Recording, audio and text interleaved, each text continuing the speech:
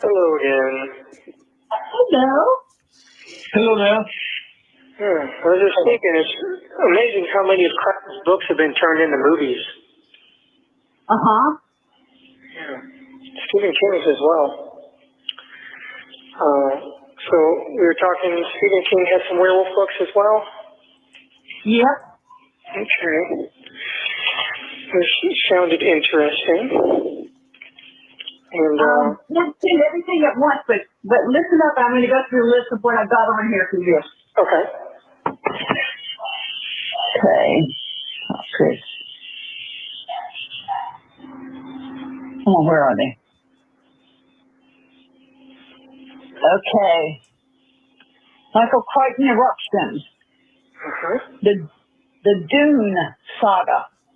Okay. 3 of them. Let's see. The Call of the Wild.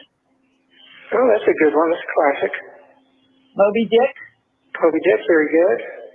Hobbit. The Hobbit, must have. It by Stephen King.